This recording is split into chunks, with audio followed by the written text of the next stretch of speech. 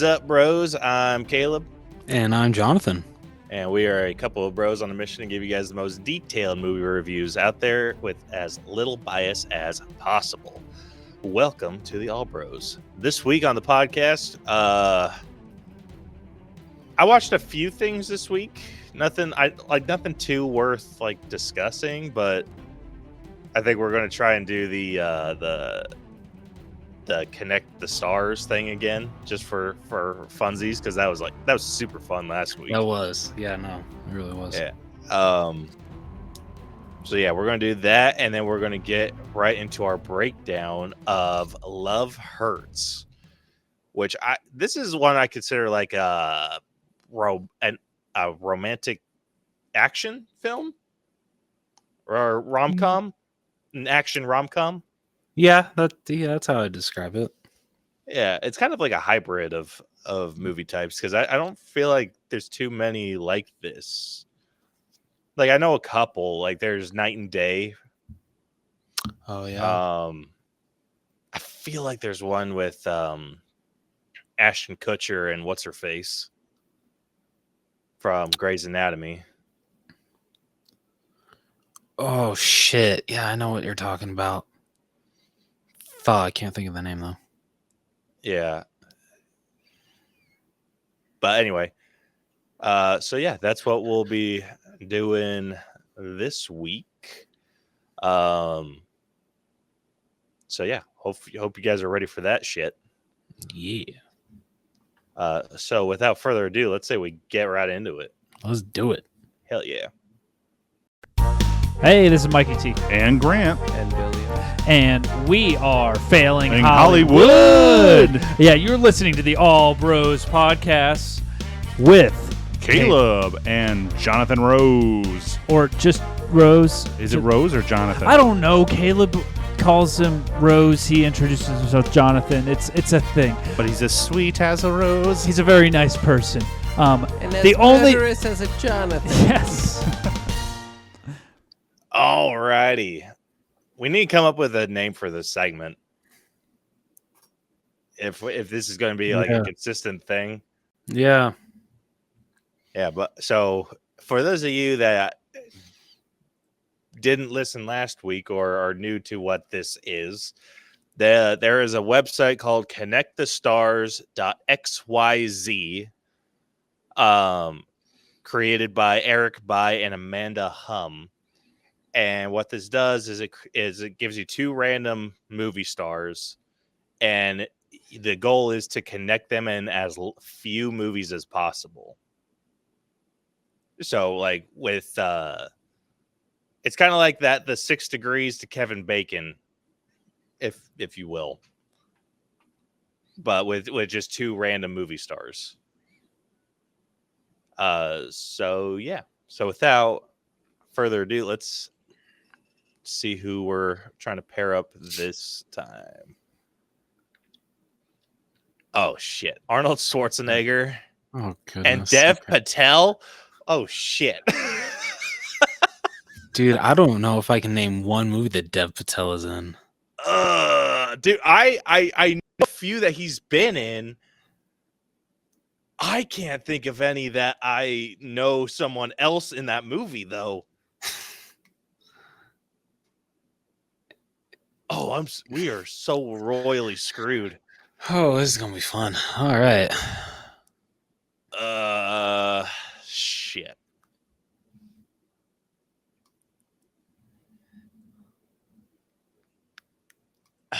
I think we have to start with Dev, because like once we get someone connected to Dev, like I think we could be good. Okay.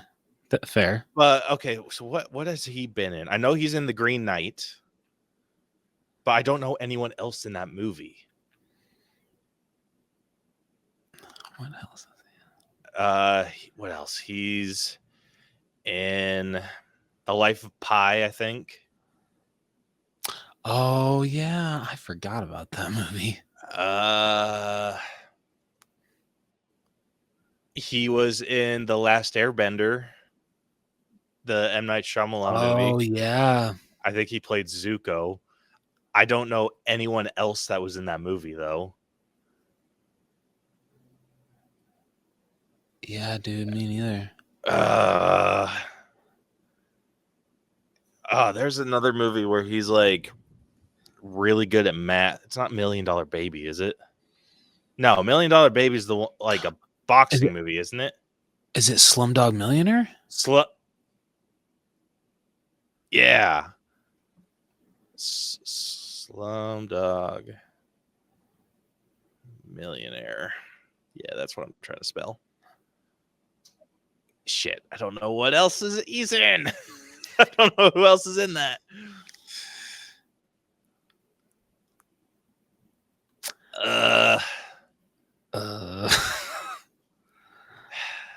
This we might need we don't know his. I think.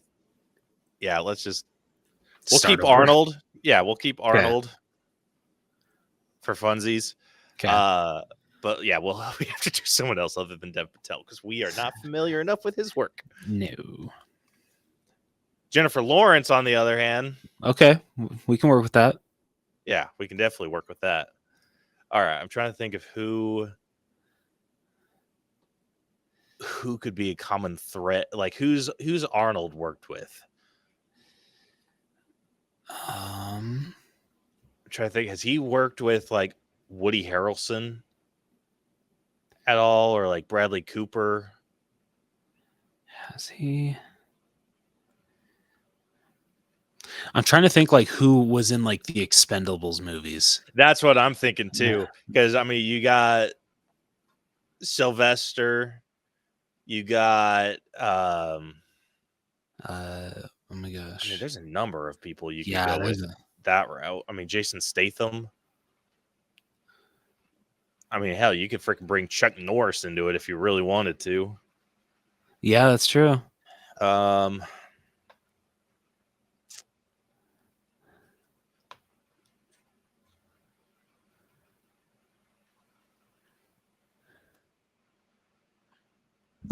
shit, sorry.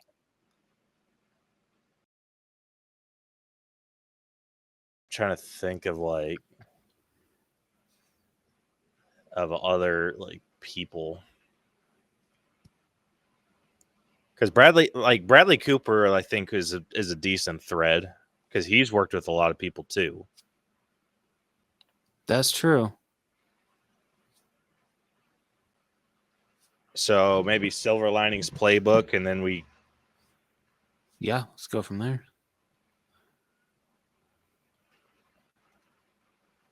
Then Bradley Cooper. So we got Bradley Cooper on here. So Arnold easily we can I'm trying to think of who else he's worked like. I'm thinking. I mean, we could connect Danny DeVito. Has Danny DeVito done anything with Bradley Cooper? Not that I'm recalling.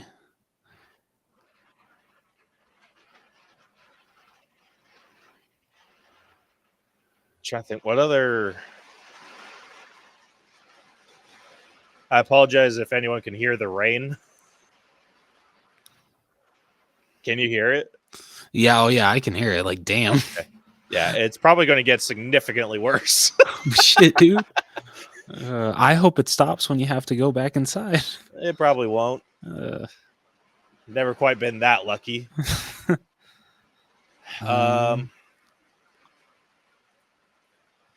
Shit. I feel like Bradley Cooper has done something with Danny DeVito. I can't recall what, though.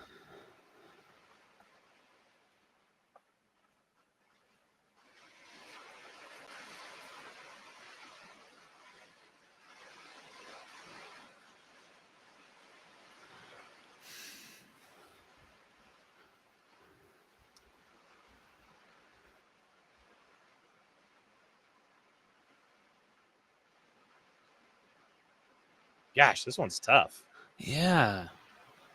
Damn, Arnold, why do you have to All be right, so Arnold, hard? we can connect the Expendables. And then let's see who we got. Okay, Terry Crews. Has he done anything with Bradley Cooper?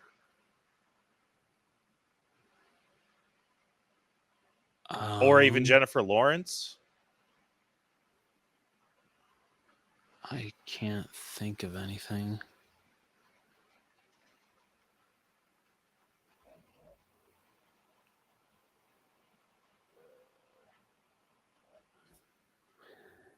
Bruce Willis, too.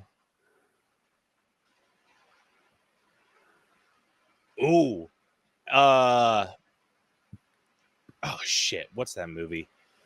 Or has Jason, or not Jason, Joseph Gordon-Levitt done anything with Jennifer Lawrence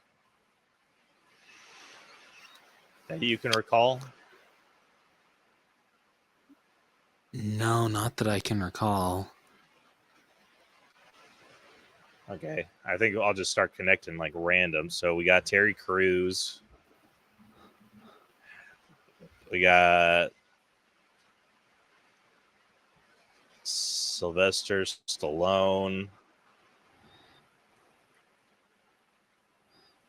Jason Statham.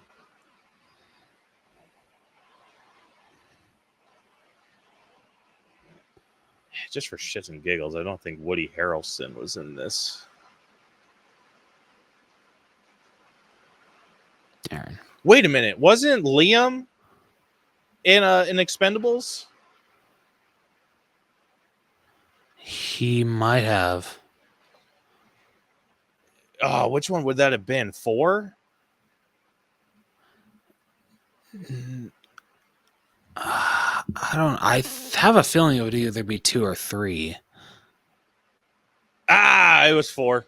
Or no, 2. Oh, okay. Okay. Well, that's freaking easy then. Then we could just No. connect them with Hunger Games. There we go. Hell yes. That one was hard. Yeah, that one was a pain. All right, Kevin Hart Okay. and Kate Winslet. This is no. What? Oh no, just like this is such an interesting duo. Is there any way that Kevin Hart is connected to Titanic? To who? Is there any way that Kevin Hart is connected to Titanic? You're thinking going through Leo? Yes. Ooh. I feel like they've been in a movie together.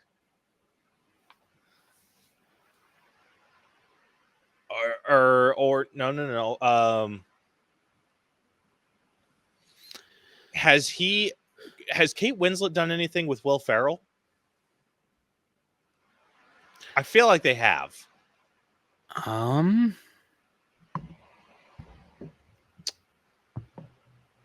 I'm sure they have. Like I'm thinking like Will Ferrell, maybe frickin' Bryan Cranston.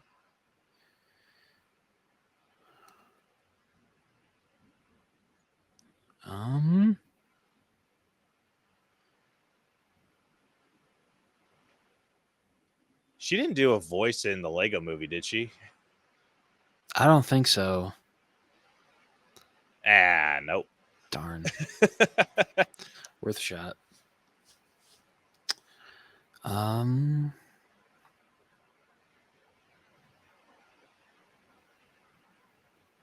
Has she done anything with Josh Gad?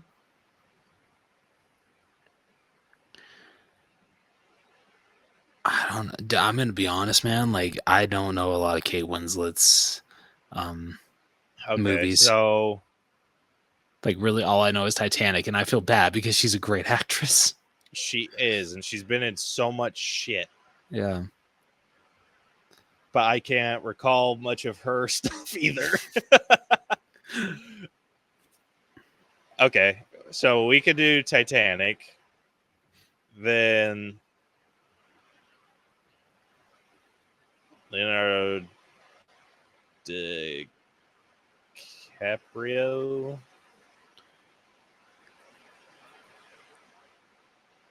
Okay, and so Leo's worked with. Oh no, I'm thinking of someone else. I'm thinking Kaylee Cuoco because I was like, oh, we like through Once Upon a Time, but that's Margot Robbie. Oh, you damn.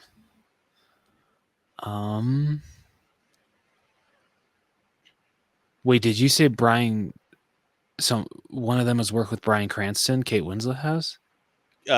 Kevin Hart's worked with Bryan Cranston. Oh yeah, and wow, what was that movie called? The Upside or something like that. Yeah. Huh.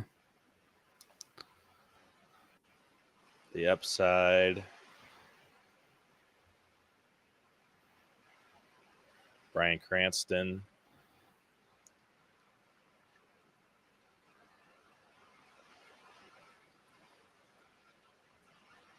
So can we connect Bryan Cranston to Leo?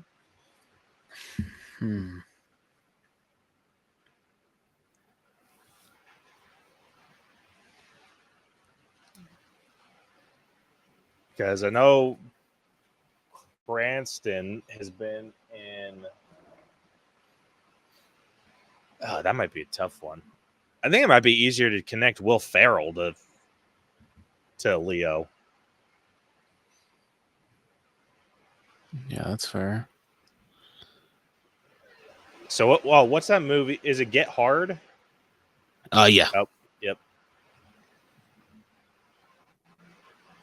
All right, Will Ferrell. Then Leo.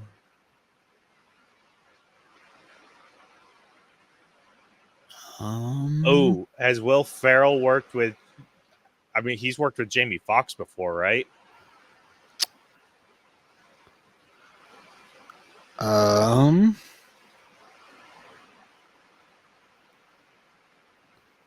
I'm trying to recall. I don't think he was in. Damn.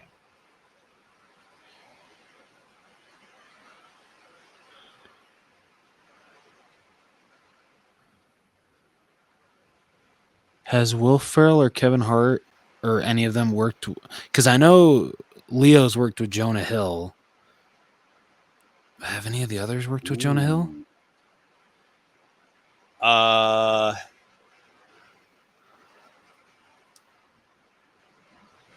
That's a great question.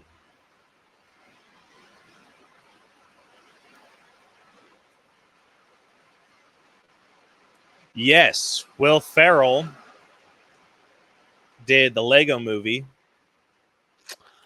Oh, yeah. And Jonah Hill was the Green Lantern. And then they did what's the one you're thinking of? Oh my god. Wolf of Wall Street. Shit, I'm sorry. Thank you. That's what it is. All right, we finally did it. Yeah. Now I just got to look up now. Like, I feel like Kevin Hart has done a movie.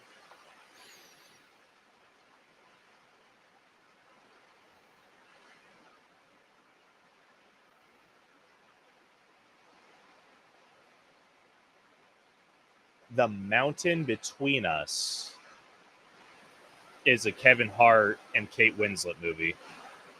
Oh. Good Lord, dude. Yeah, damn, dude.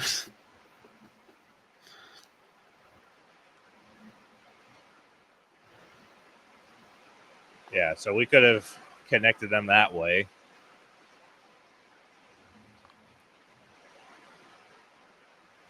Yeah, at least we got it. Did it say Borderlands? Oh, yeah, that's not.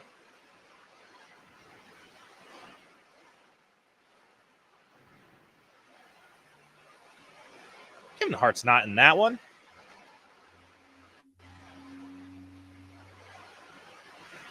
That's Idris Elba. Or Idris Elba. Oh.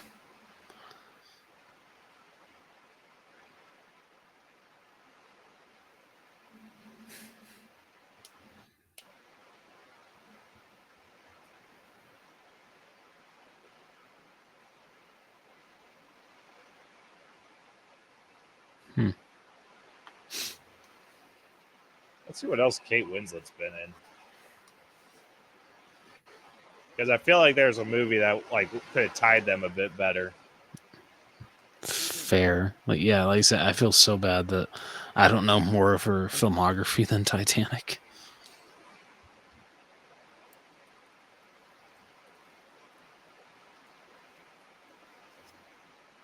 Okay, so she was in like all of the Divergent series. Oh shit.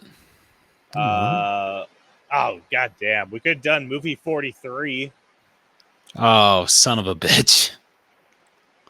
That freaking would have opened up a world of freaking actors for us. True that. Avatar, Titanic, Eternal Sunshine of the Spotless Mind, The Holiday. That would have brought in Jack Black. And Jack Black and then Kevin Hart would be in Jumanji. Yeah. Damn.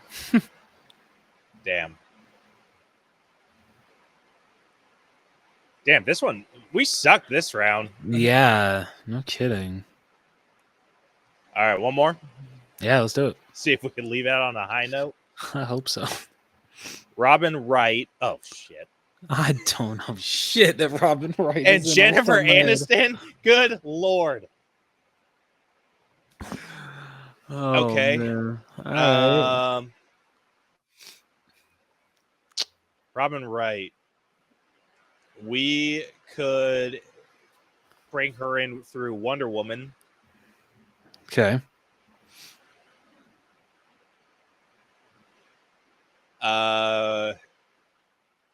Which could bring us to Chris Pine.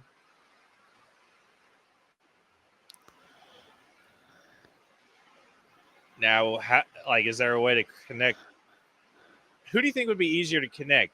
For Tom Hanks to Jennifer Aniston or Chris Pine?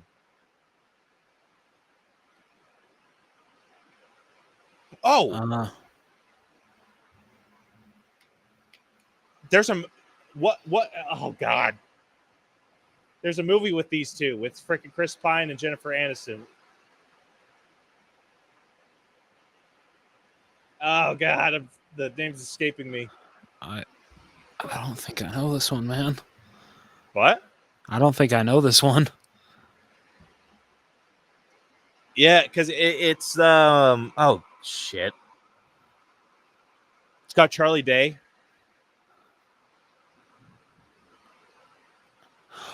Horrible Bosses 2? Yeah. Oh, come on.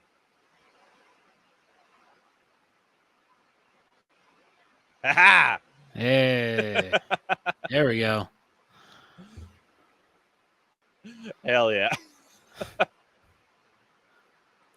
Yeah, I don't think it gets much shorter than that. No. Okay.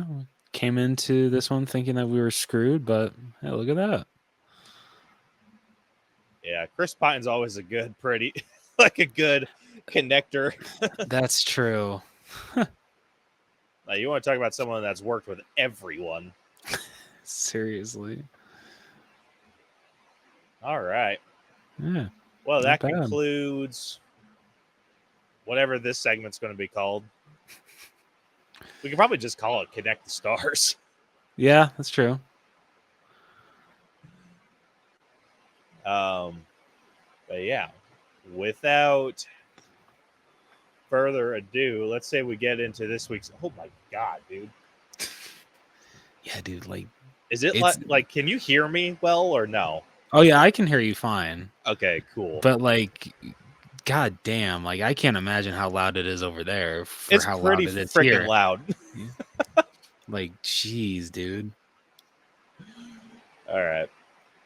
Well, without further ado, let's say we get into this week's breakdown. Let's do it. Hell yeah.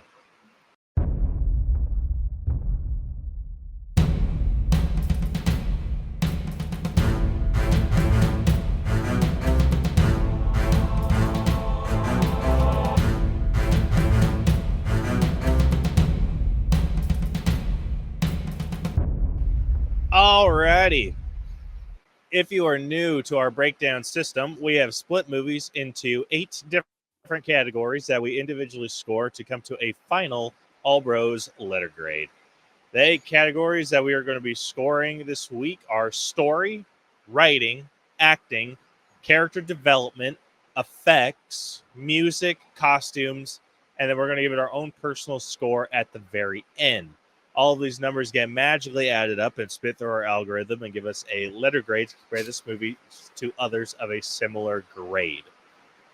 So if you have not seen Love Hurts, it is available to watch on Peacock right now. But Rose is going to spoil the entire freaking movie for you guys in our favorite segment that we like to call Reading with Rose. All right. So without further ado, let's do that. And I'm going to mute just in case this shit gets crazier. Okay, sounds good. All right. Marvin Gable. Oh, gosh, I'm off to a great start. Marvin Gable is a successful real estate agent who has recently been awarded the highest honor by his boss, friend, and mentor, Cliff Cusick. He is often accompanied by a cynically depressed assistant, Ashley, who constantly threatens leaving her job despite Marvin's pep talks. In actuality, Marvin is a former assassin for the company run by his estranged brother, Alvin, aka Knuckles. He was to eliminate a young lawyer, Rose, after she stole from the company, but due to his love for her, he told her to run instead before choosing to leave his old life behind. In the present, around Valentine's Day, Marvin receives a letter from Rose. He is later confronted by knife assassin and poetry-obsessed Raven, who has been hired to find the whereabouts of Rose. Marvin knocks Raven out and leaves him in his office. He heads back home to collect his things before 2 more agents, King and Otis, confront him. Marvin manages to defeat the 2 before he is captured by Rose, who takes him back to her hideout at a strip club. Meanwhile, Ashley discovers Raven as well as his poetry and falls in love with him, where he in turn admires her appreciation for his work. Cliff goes to Marvin's house where he is confronted by Knuckles, who tells him of Marvin's former life. Despite this, Cliff respects Marvin's efforts to change, and Knuckles kills him when he declares that they are brothers. Rose tells Marvin she collected an insurmountable degree of information of Knuckles' frequent money laundering, revealing that he has been cheating several partners and has even captured his accountant, Kippy Betts. She had also been coercing Knuckles' right-hand man, Rennie Merlo, who was going to double-cross her for fear of Knuckles finding out that he had stolen from him. Rose plans to use Kippy's information to finally take down Knuckles and wants Marvin to return to his old ways to help her out. Having hid in one of the houses Marvin is selling, a couple that Marvin previously spoke to arrive, forcing him to finalize his work with them. He contacts Ashley and asks that she bring the papers, unaware that Raven is with her. Kippy manages to escape and contacts Rennie, who in turn orders King and Otis to come as well. As Rose leaves to confront Knuckles, Raven, Ashley, Otis, and King arrive and a fight breaks out, resulting in the death of Marvin's overzealous rival, Jeff Zax. Marvin and Raven team up and take out Otis and King, but Ashley insists that Marvin and Raven seize their fight as she is in love with the latter. Inspired by this, Marvin pursues Rose to Knuckles' hideout, and they fight through his men with Merlo getting killed. After realizing his brother murdered Cliff, Marvin has one final fight with Knuckles, ending with him victorious. Rose reveals that she contacted the Russian gangsters that Knuckles had cheated, resulting in them coming and taking him away. Marvin finally declares his love for Rose, proudly embracing his past and future.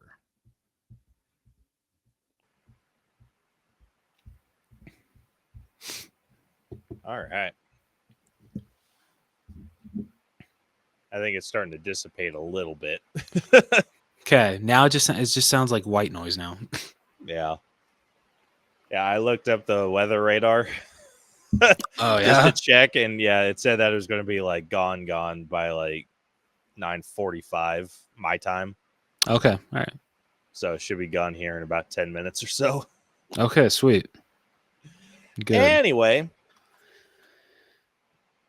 I gotta say, this movie was simple, but really well executed. I personally enjoyed this movie a lot. I personally just thought this movie was okay. I had a good time. But I honestly was expecting a little more. That's totally fair.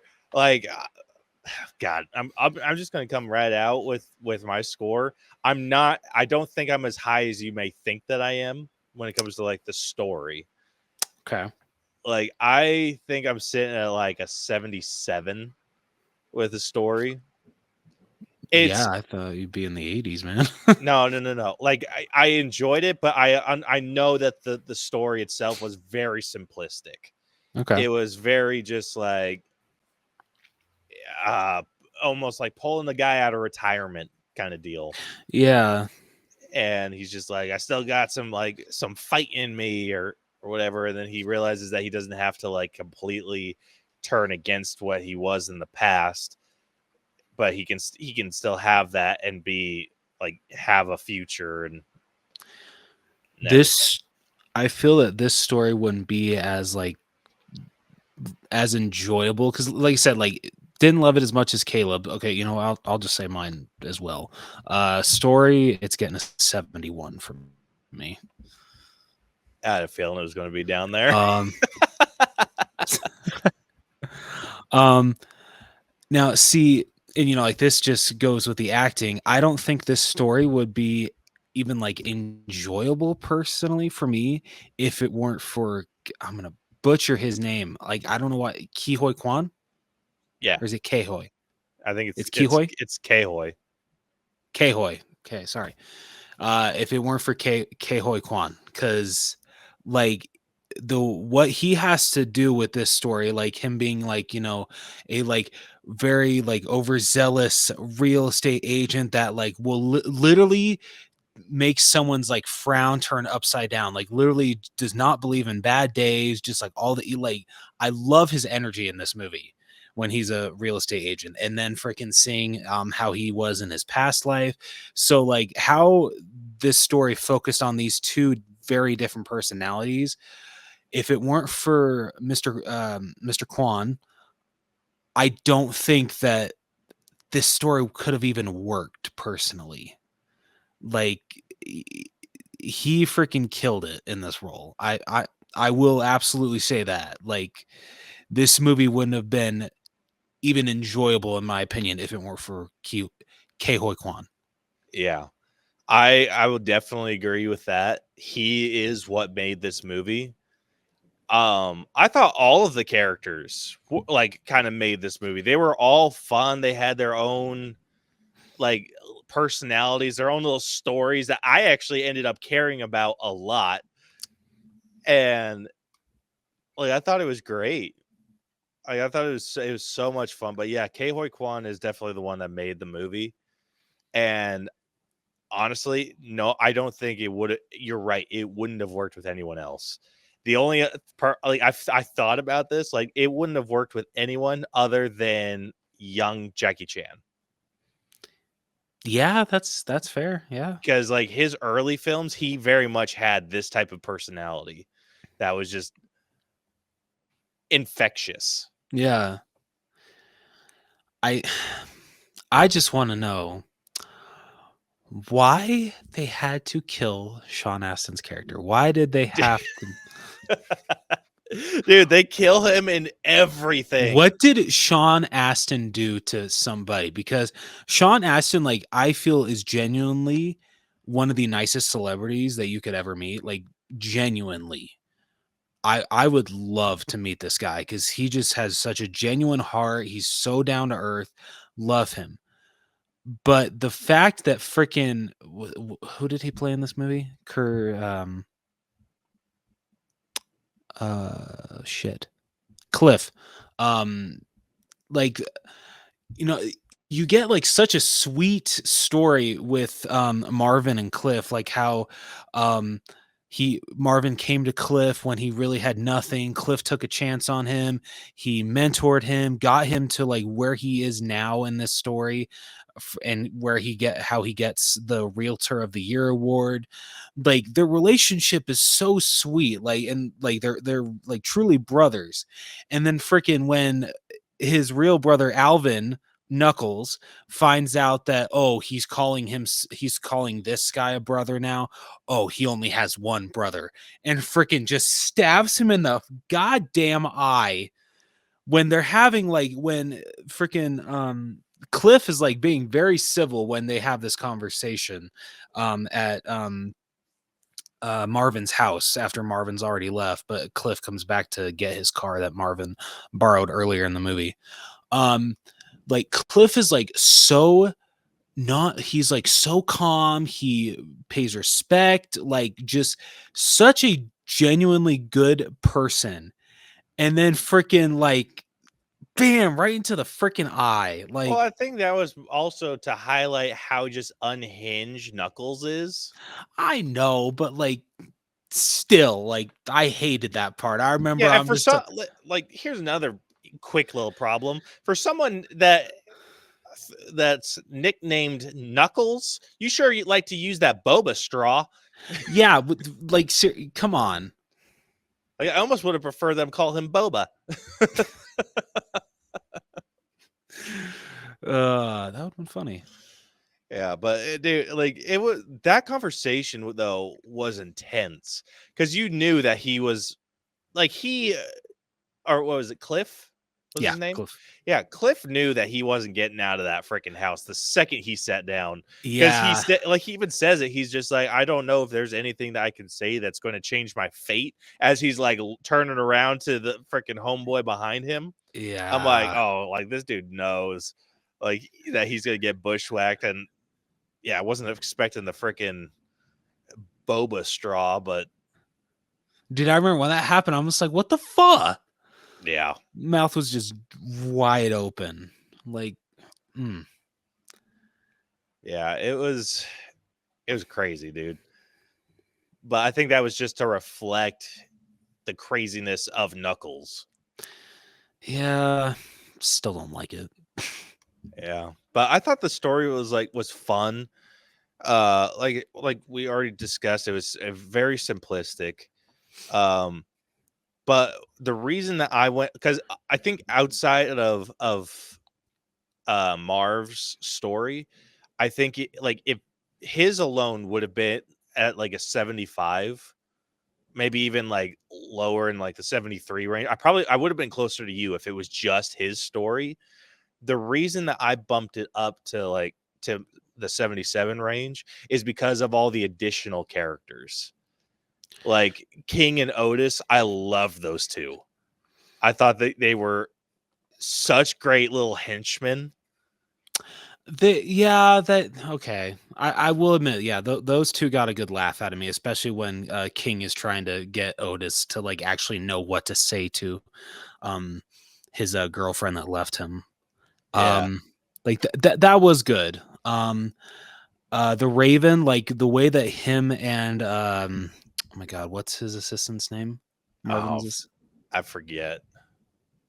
But I know who you're talking about. Yeah, I think it's Amber or something like that. Yeah, so the way that she comes into his office like after everything that has taken place, and she thinks that he's dead, but like she starts just reading his poetry out loud, and all of a sudden he like wakes up, and she's like, "Oh my god!" He's like, "No one has ever understood me like that." It's just. It's like honestly a genuinely sweet moment, and the connection that they have like throughout the rest of the movie and how they like fall in love, it's actually genuinely sweet. Like it really is, dude. I like when she was like left behind and she like went into the room and picked up his book. I'm like, oh my god, is she gonna fall in love with the assassin? when she did, I was totally for it. Yeah, no, same here. Love this. Like, it was so absurd, but in the best way. Yeah, no, absolutely. I do, and like, this goes for actually no, I'll say that for acting. Okay. I'm trying to think of any other like story beats. Like I eventually, I will say, like near the end, I started caring less about Marvin's story and I started caring a lot more about like Amber and the Raven and King and Otis. That's fair. I will say I loved the way that they teased how he had this like rivalry with the other real estate agent Zax. And it was just like a super friendly, heartfelt rivalry. Yeah, like like freaking when it's like the final fight, Zax comes because he's showcasing the house next door. And freaking he like comes into the house and he's just like, oh, I saw all the cars parked outside. I thought you would need some help. And like genuinely sweet moment, like he's like ready to help Marvin, and then he gets shot point blank in the head. Dude, it was great. Like they did that perfectly because they kind of like foreshadowed him a little bit, where like he's like kicking prices and like it's well known that he's a black belt and everything. And then like they talk about it quite like a few times throughout the movie about him being a black belt. And then they just freaking they bring him in and I'm like, oh my God, he's gonna like, I thought the whole black belt thing was bullshit. But he walks in and he starts freaking kicking some ass a little bit. And I'm like, okay, cool. Like a guy that's like legitimately like a black belt, sick. And so like, yeah, they fight. They kind of have like a little bit moment where it's like, yeah, it's more of a friendly rivalry than like a true like, oh, I hate that guy rivalry. And he just makes like a stupid tactical error, be like, I go high, you go low. Let's go. And then he stands up, boom.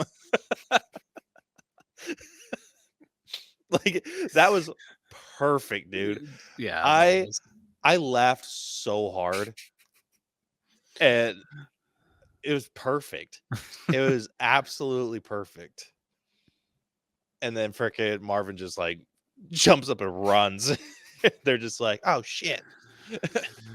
Oh man.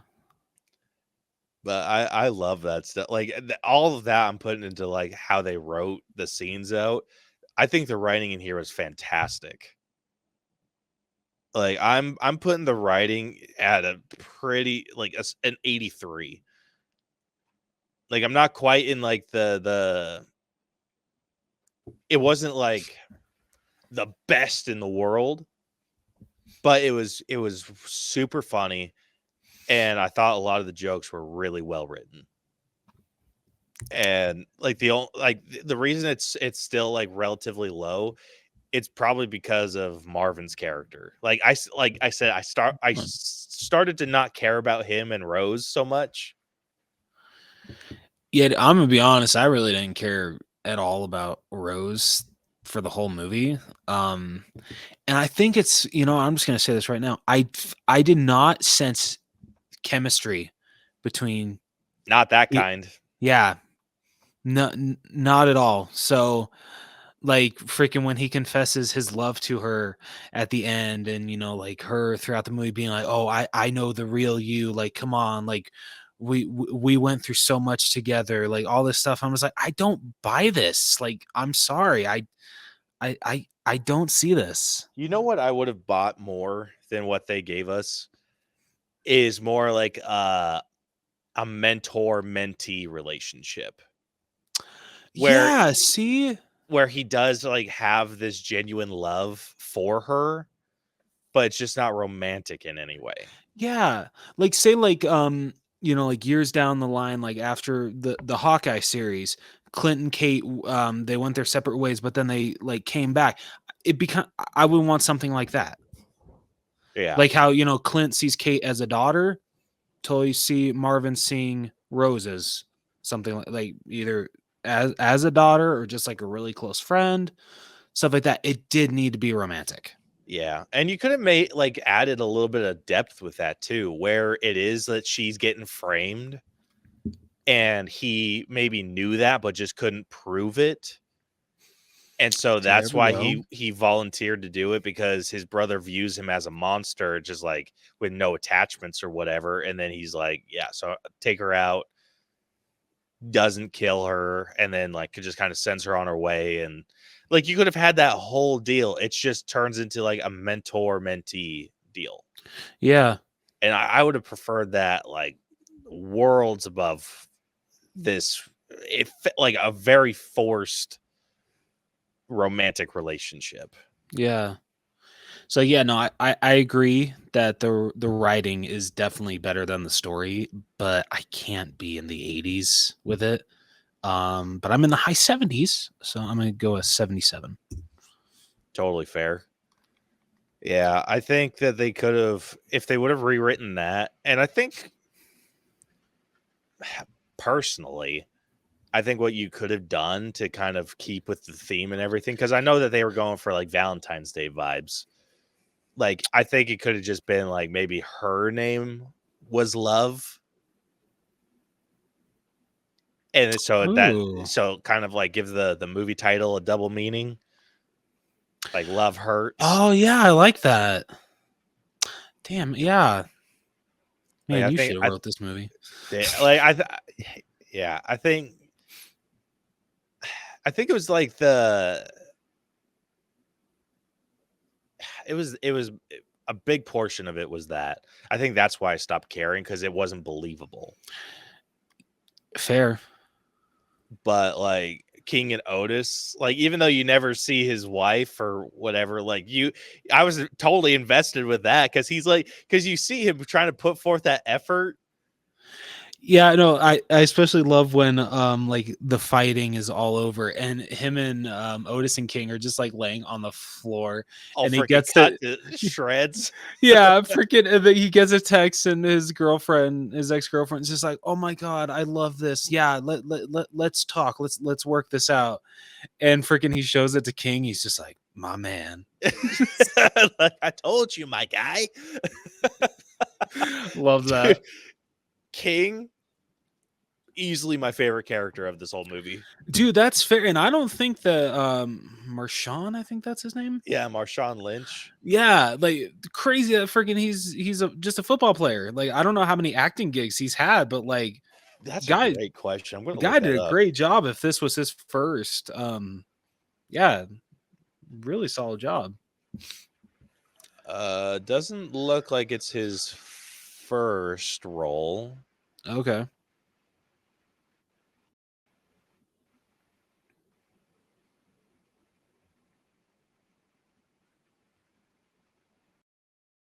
All right, let's see. Okay, so he did his first acting role. He played a goon in 2013. Okay. Then he's done like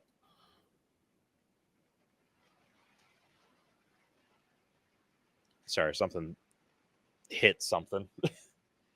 Then it looks like he did he's majority played himself. Interesting. There's a Family First, the Marshawn Lynch story. Then he played himself in The League for 2 episodes. He did a voice in Black Ops 3, the video game. Cool. Nice. As a henchman. Then he played himself again in Brooklyn Nine-Nine. Music video, a short. Predator Hunting Grounds. He did a voice for in that game. Westworld, he did 3 episodes. A Super Bowl commercial, a short. Murderville. Oh, that's the one where it's Will Arnett. Oh, okay. So he played himself in that. He did a Christmas special. 80 for Brady. He played himself. So he's played most of this. He's played himself. It looks like this is the outside of like shorts and video games and like Westworld. He played a character named Giggles. So it looks like, yeah, but he's been in, let's see, Bottoms. He was Mr. G, Freaky Tales, played a bus driver. Then he played himself. So this looks like, well, let's see. It looks like this is like a first kind of a main role for him. Okay. Hell yeah. Good for him. He did a really good job. Yeah, he did a great job. Like I loved his character, dude. Which surprise brings us into acting, since we gave both of our scores for writing. So going through this cast list real quick, starting off with the man himself, Ke-Huy Quan, who plays Marvin Gable. Then we got Ariana DeBose, who plays Rose Carlisle. We got Daniel Wu, who plays Alvin Knuckles Gable. You know what? I almost You said? You remember the Misadventures of Flapjack? No, I never watched that. Oh, you didn't? Oh. No. Well, one of the characters in that, his name is Knuckles. Oh, really? So I almost said that. I almost said Alvin Knuckles Gable. But yeah, Alvin Gable, aka Knuckles. Mustafa Shakir, who plays the Raven. This character was perfect for him. He's got that like old timey like villain vibe. He does. Like freaking amazing. Let's see. We got Andre Erickson, who plays Otis. Marshawn Lynch, who plays King. Cam Gigandet, who plays Rennie Merlot. What do I know him from? Yeah, I thought the same thing. I couldn't put two and two together, though. Oh, he was in Violent Night. Oh, shit. Yeah, he was. Yeah. Let's see. Then we got Leo Tipton, who plays Ashley. What did we say her name was? I think Amber. Yeah. I don't know where the hell we got Amber from. Hey, we got the A right. Yeah, true. And then Sean Astin played Cliff Cussick. Oh, and then Reese Darby played Kippy Betts. Also, another great character. All right, what's your top three looking like? Number one, absolutely, Ke-Huy Quan.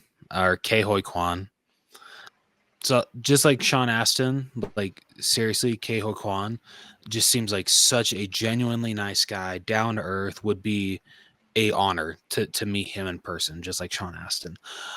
But he's a phenomenal actor. I'm glad that he's making his comeback, and I can't wait to see what else he does, because he is incredible in this role. He makes this movie watchable, in my opinion. Like, nothing against the other actors in this, but if it weren't for him in this role, I don't think this movie would even work, personally.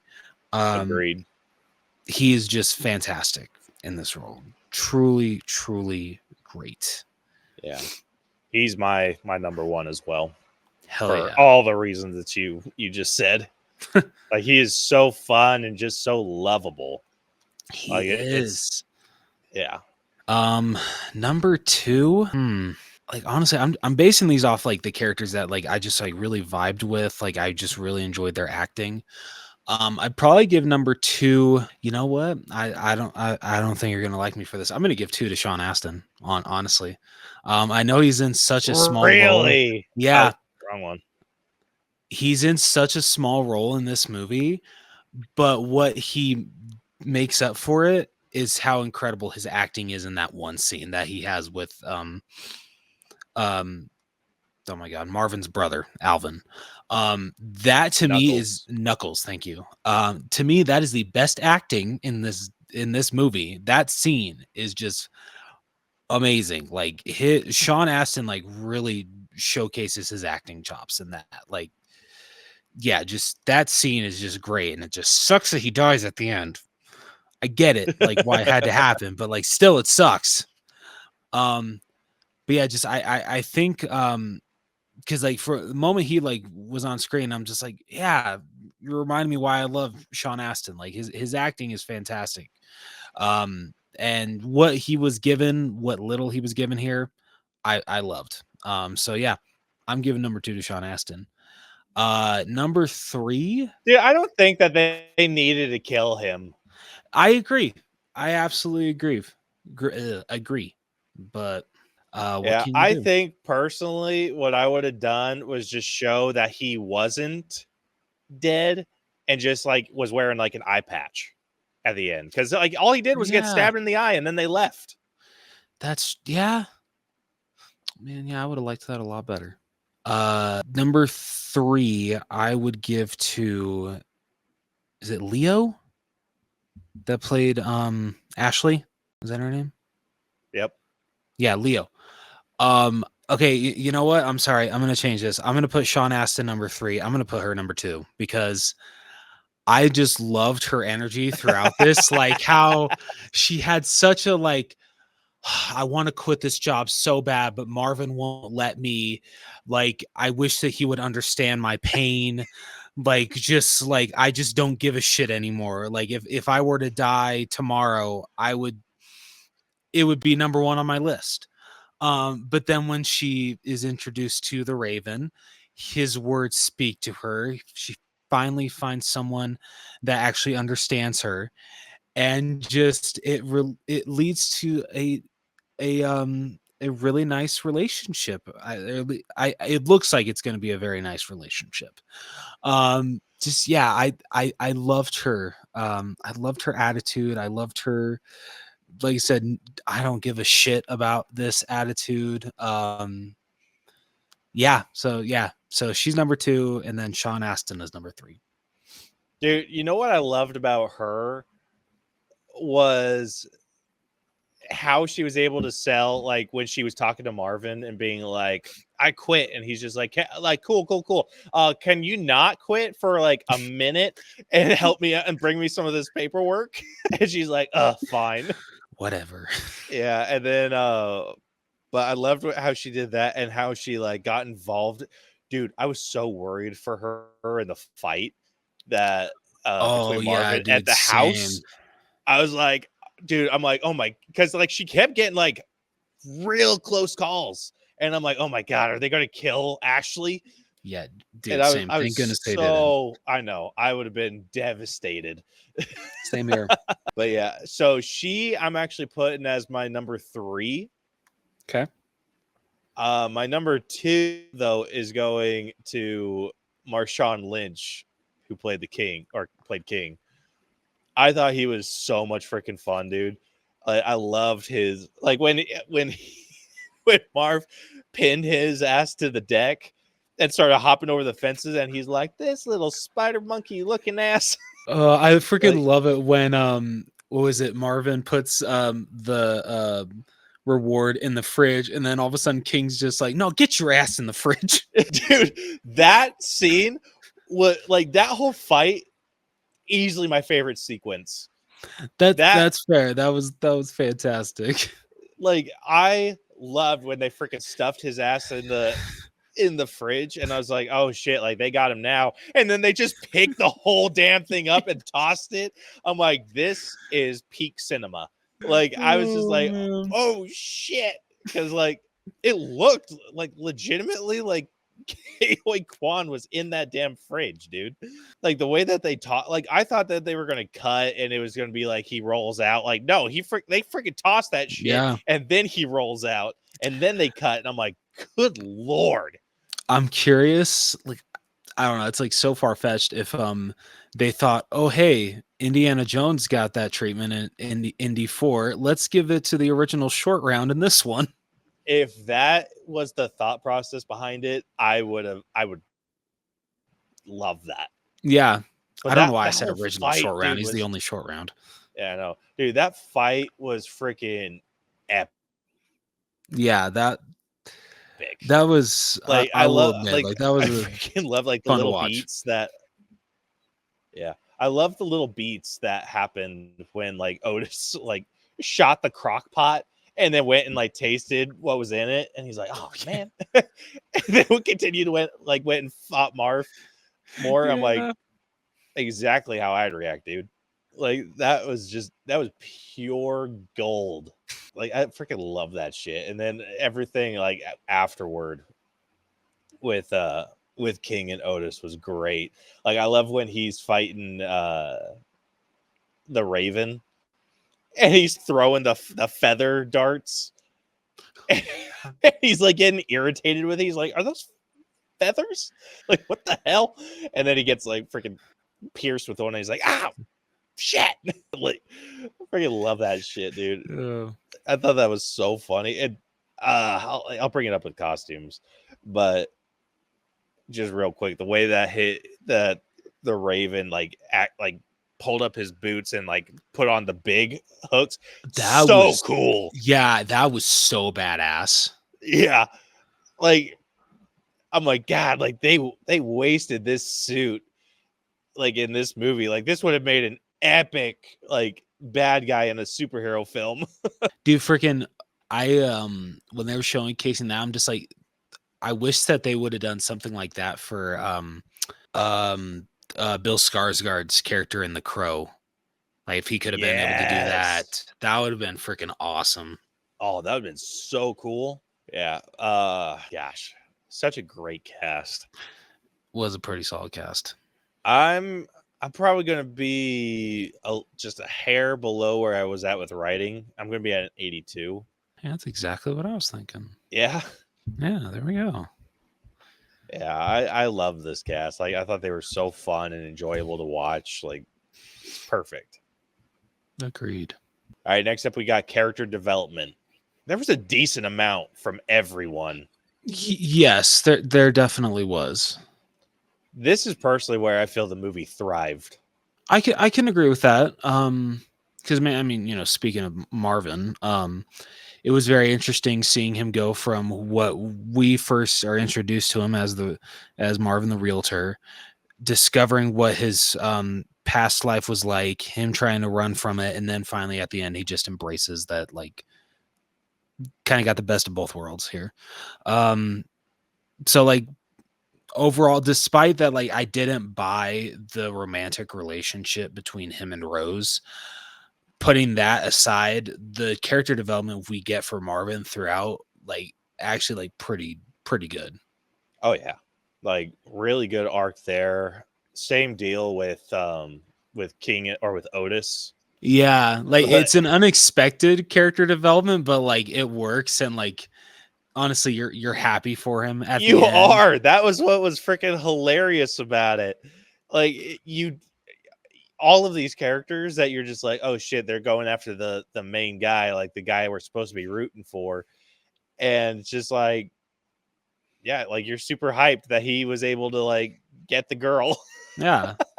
Same thing with Ashley, like how she starts out like so like depressed, like just done with everything, and then at the end she finds true love. It's great. I loved that. Yeah, it was so good. I'm not gonna like sit here and say that this was like the best character arc in like the world or anything. It was good. Like they gave us a starting point for these characters, and we had an obvious end point for them too. So here I'm probably gonna be at like an 86. Damn, man, I was thinking the same thing. Jeez. All right, next up, effects. There wasn't too much use of CGI. The only thing I could think of was like the knife throwing. Yeah, and even like I feel that looked pretty good. It looked amazing. Yeah. The But the stuff choreography, like, wow, excellent job to the fight choreographers in this movie. oh yeah, this made me feel like this was like an early Jackie Chan film, dude. Like Yeah, dude, straight up. like the use of the environment, like the way that he was like using just random objects around the house, like how he took that freaking amethyst and just freaking chucked it at Otis's head. Like, Dude, thought I that just was loved great. what he would do whatever he had to protect his award. That was just fantastic. Yeah, I thought that was so good. Gosh, yeah, all the fights, dude, were epic. Like I'm even thinking to the fight with all the goons in the whatever the place was. I think Was it was that a like video store? I don't know what the hell it was. Those looked like Legit? DVD racks that they were knocking down. It did, like, but it was weird. It was, you know what it reminded me of? It reminded me like a set that you would have seen in like Victorious or iCarly, where it's kind of a smoothie place. Yeah. Because it looked like it was like a boba stand. So it's Yeah. like, so it looked like it had that smoothie place, but it had movies, but it also had video games and just like an arcade. It was an odd mixture of everything. It's like, it gave me like real iCarly vibes. The lighting was cool as hell though. Oh yeah, super cool. But yeah, the fight with those goons was awesome. I'm trying to think of like specific instances. Oh, like the big guy with the shotgun that came out. Oh yeah. And how he got blasted across the store. That was okay. That was awesome. Yeah, like there was definitely like a cheese factor to like some of the fights because they like when someone would get kicked, they'd get kicked across the room, or when they got thrown, they'd get like thrown way further than like physically possible. Like it was borderline superhuman, and I think that made me enjoy it just a bit more. Fair enough. And I love that it wasn't like over CGI. It, like all the like the shit that they were doing, it felt like classic, like doing it on wires. Yeah. No, that's fair. And I freaking loved that aspect to it. And then yeah, like just the utilizing the environment around you was great. Like I said, very early Jackie Chan. Like even like current Jackie Chan, like he still does that shit. But the fight sequences felt like Rush Hour. Yeah, they did. And I love that. I love the final fight with Knuckles and how he's like swinging the bat and he just freaking like breaks that bat in half, like blocking it. I'm like, this is sick. Dude, whenever Knuckles would put that hat on, I want to be like, take that damn thing off. Yeah, freaking disrespectful. Yeah, this is why I think that it would have been nice had they not killed Cliff and just made it like giving him an eye patch or some shit. Yeah, I agree. But Hashtag justice for Cliff. yeah, no joke. I like this was perfectly over the top. And I loved every second of it. Like I love how like when the just the random shit that would happen when he would or like when that house that he was selling got shot up. Oh yeah. And he like, I got a guy that could like take all this out. You wouldn't even notice it's there. Like I personally am really high with this. I'm sitting at 93. Wow. Okay. I was so impressed with the choreography here. Like it was next level, dude. I'm personally not in the 90s, but I am still pretty high. I'm at an 89. Close enough. All right, next up we got music. I thought think this wasn't that bad. It wasn't bad. it wasn't bad. Like, what I feel was like the missed song that was what was the song that was playing during the final fight? That's a great question. I didn't recognize it. Because I swear that I recognized it a little bit. Dude, you want like super missed opportunity Like, there's a song called Love Hurts, and they didn't even try and play it. That's true. Like, I was like, that's so lame. Like, why the hell wouldn't you play the song that has like this perfectly ties into what your movie's about? True. I'll say that like the soundtrack was good. Oh, it was You're the First, the Last, My Everything. That was the song. Yeah, I don't know. I wasn't super impressed with it. Like with the soundtrack overall, I'm sitting at a 7 because I mean the music was good. 7 feels high. I'm going 6. I changed my mind, dude. I'm going 7. Like that song during the final fight. I'm just like, okay, you know what? I'm kind of vibing with this. I like this. So that boosts me up to a 7. Yeah, I think this was a missed opportunity to get a little bit crazy with the soundtrack. Yeah, fair enough. Like this is one that would have thrived with a kick-ass soundtrack. True. Very true. All right, moving on over to costumes. Nothing too special here. No, I loved the sweater that Rose puts him in after she saves his ass. Yeah. That was very cute. Like I think I'm probably sitting at like a 7, and that is solely for that sweater and the Raven. Like I thought his outfit the Raven looked badass. So cool. Everyone else, it was just like they had outfits that kind of fit with the character and whatnot. Yeah. Talking about Reese Darby's character, Kip, and how his teeth were knocked out. Hilarious. Yeah, that was great. You could totally tell that he was wearing a freaking like prosthetic or something though, because his lip was hanging like super, like it looked like he was like his lips were swollen. That's true. But oh well. But I liked how he's just like how he immediately goes and calls what's his face, Merlot, and he's just like, I'm getting the hell out of Dodge. Yeah, that was good. Yeah, but 7 is where I'm at. Like I couldn't justify going any higher. I agree. 7 as well. Yeah. All right, last up we got personal score. I think we're gonna be very different on this, so I want to hear yours first. Okay. All right.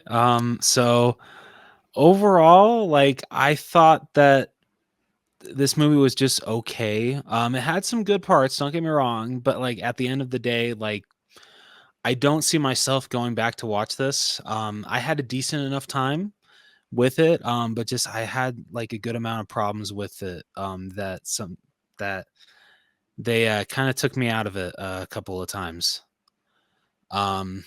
So I think my personal score.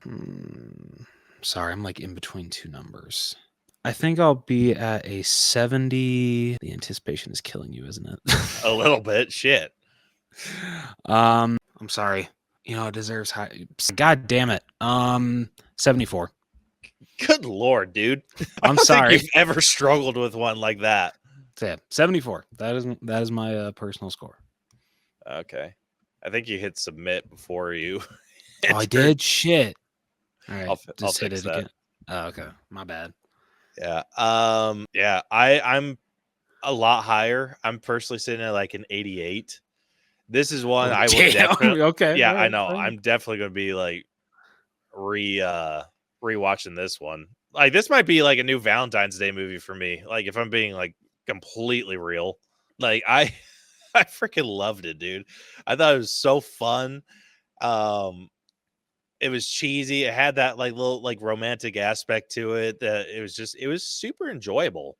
So this is one I'm going to keep on my rotation, especially during the romantic holiday season. All right. So yeah, I'm like I said, I'm going to be at an 88. All right, going through these scores real quick. Starting off with story, we ended up sitting at a 74. So not a super great start, but writing got a pretty decent bump. It's sitting at an 80. Acting got a little bit higher, sitting at an 82. Character development is sitting at an 86. The effects are our highest category, sitting at a 91. Music is sitting at a 6 out of 10. Costumes are sitting at a 7 out of 10. And then our personal score ended up averaging out to an 81. So the final All Bros letter grade for Love Hurts has come out to a B-. Okay. Yeah, I'll take that. I will take that all day long. Yeah, let's see where it's sitting. It's on the lower end of B-. So our cutoff for a B- is 80%. This is sitting at an 81.12%. So which puts it on the exact same level as Peter Pan and Wendy. Ooh, okay. Yeah, interesting. Yeah. Okay. Personally, I think this movie is better than that one. I do too. But let's see. So you want to hear what it's below first or what it's above? I want to hear what it's above first. Okay. So Love Hurts is sitting above the Banana Splits movie. Okay. It's above Dune. All right. It's above Top Gun. Oh, damn. Yeah. Okay. Not Maverick, just the first Top Gun. Okay. It is above Super Mario Bros. 1993. Okay. And it's above Dear Evan Hansen. Okay. Then going what it's below, it's sitting below The Chronicles of Narnia, The Lion, the Witch, and the Wardrobe. Fair. It is below Despicable Me 4. Okay. It's below Migration. Okay. Fair. It's below The Matrix Reloaded. Okay. It's below Birds of Prey. Yeah, that's fair. And it is below The Bad Guys. Yeah. Okay. Yeah? Yeah, I can agree with that. I do have one question. Where did is it higher or lower than Minecraft? Then Minecraft? Yeah. It Can you see that at all? is, yes, it's above Minecraft Okay. Yes. by like a decent amount. Let's go. Well, decent's a strong word. Let's see. It is, so Minecraft is 79.31% and Love Hurts is at 81. So that's a 2% difference. Okay. So I mean, it's not horribly above it. Like we've said, that the margins here are really freaking tight. Yeah. Like it's literally just the difference between a B- and a C+. Like if this movie, if Minecraft was 1% higher, it would have been a B-. And if Love Hurts was 1%, it's, I mean, yeah, if it was 1%, it'd still be a B-, but like barely. Okay.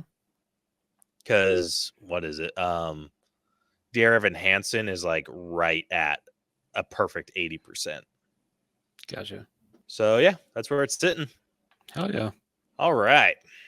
Well, that wraps up this week's breakdown.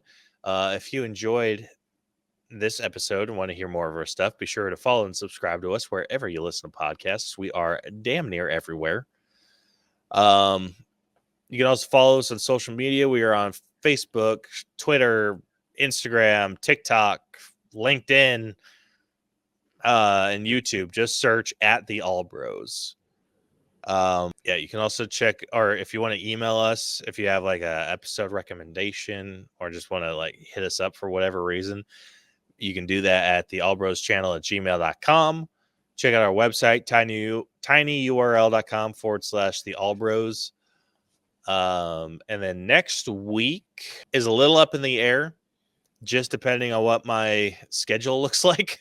So if we record next week, we will be talking about the latest live action remake that Disney's done, Lilo and Stitch, which Rose is going to go see this Sunday as of recording, or when we're recording. Yes. So when this episode releases, he'll have seen it already. It'll like be the day before. And I don't know if he's going to like it. I'm very interested to see how I'm going to feel about this one. Very interested. I have a feeling like once we talk it, like this is what I'm going to try really hard to make happen. Because if I feel like if you hate it, I bet I could talk you into somewhat liking it. Yeah, that's fair. I could see it. I don't know, dude. I don't like, even if I don't agree with the changes that they made, I don't see myself fully hating it personally. Yeah, I think you'll enjoy some things about it. Yeah. I don't think you'll enjoy a lot of the changes made though. Okay. But we'll see. We'll figure that out so we'll do Lilo and Stitch next week. If not, we'll come the following week with a breakdown of Final Destination Bloodlines, and then we'll kind of go from there because the movie schedule is a little nuts. Yeah. Because like come June 13th, it's crazy. Like there's literally a movie a week until the 13th of July. Like we get a little bit of a break. We literally it's Superman, then kind of nothing, and then it's Fantastic Four and Bad Guys, Freaker Friday, Nobody 2, like all in a freaking row. Damn. Like it's crazy. So yeah, you guys could look forward to that craziness next week or the week after, depending on how shit goes. But until then, this has been the All Bros Podcast. I'm Caleb. And I'm Jonathan. And we'll talk to you guys next time. Deuces. See ya.